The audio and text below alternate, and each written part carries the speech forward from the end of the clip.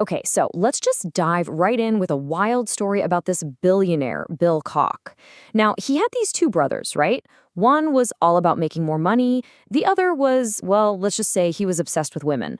But Bill's thing was a little different. His vice? Collecting wine.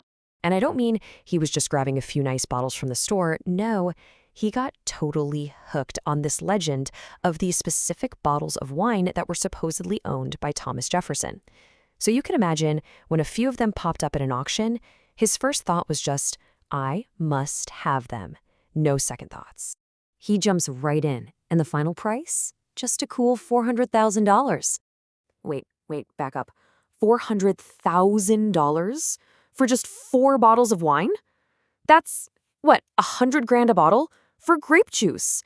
I mean, really, really old grape juice, but still, that is just wild. Oh, it gets so much better. The punchline to this whole story, they were completely, totally fake. Counterfeit. He spent a fortune on nothing. How in the world does a billionaire get played like that? Right? That's the big question. And it's funny because as crazy as that story is, the source material we're digging into today says it actually reveals this deep psychological battle that goes on inside all of us pretty much every time we buy something.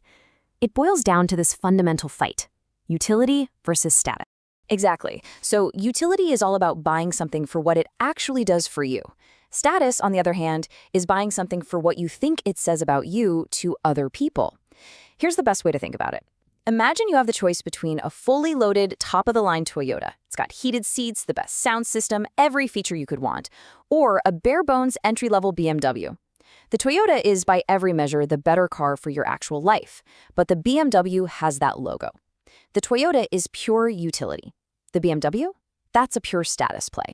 Okay, hang on. I'm gonna push back on that. Isn't that the whole point of working hard and making money? You bust your butt to be successful so you can finally afford the BMW. You've earned the right to show off a little. What's so wrong with that? And on the surface, there's nothing wrong with it. But here's the psychological trap. The book argues that chasing status often makes us miserable. We start pouring our money and energy not into things that make our own lives better, but into a performance for a bunch of strangers whose opinions we think we need. You know, it's not even a new thing. The source points out that the very first trademark in the US was for this spice called Red Devil. The creator, William Underwood, knew way back then that people weren't just buying a spice, they were buying the trust in his brand, which is its own kind of status. Right, and here's another great story from the source to prove the point. The author talks about a trip his family took to Africa where they stayed in all sorts of places, from these super fancy 5-star luxury hotels to really simple rustic camps that didn't even have running water. And you'll never guess which places they actually enjoyed the most. It was the simple camps. Why? Because at those camps, they actually connected with people. The kids played soccer with the staff, they sat around and talked with other travelers. But the fancy, high-status hotels, they were isolating. The book calls them a sterile comfort pod. They were paying a ton of money for status, but what they really wanted, what actually made them happy, was the simple utility of human connection. Okay, I'm starting to get it. So the pressure of keeping up, of looking a certain way, that's the status anxiety. And it can literally just suck all the real-world enjoyment out of the thing you bought in the first place. The anxiety just swallows the utility. It completely swallows it. And let's be real, social media has basically thrown gasoline on this fire. It's turned our whole lives into a giant, never-ending performance for status. Every trip we take, every meal we eat, every little thing we buy gets put on display for an audience. The status game is no longer a part-time thing. It's a 24/7 competition.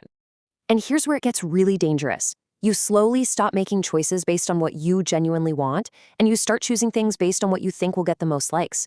You're not expressing your own values anymore. You're just conforming to the values of the crowd. It's this quiet way of betraying yourself, day after day. Okay, wow. This is all starting to feel a little too real, and honestly a little overwhelming. So what do? How do I get out of this trap the next time I'm about to click buy? I need some practical, actionable advice here.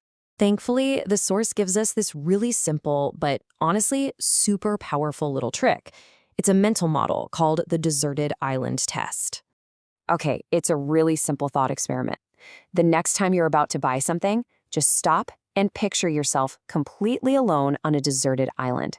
There's no one around, nobody to impress. Would you still want that item? In that scenario, status is totally worthless. A fancy brand name means nothing. You'd want comfort, you'd want durability, you'd want function, and you'd pick that fully loaded Toyota over the base model BMW every single time because it actually serves you better. So it all comes down to stopping the performance. Stop trying to impress people you probably don't even like that much anyway. Exactly. Real wealth isn't about showing off for strangers. It's about using your money to build a life that actually makes you happy.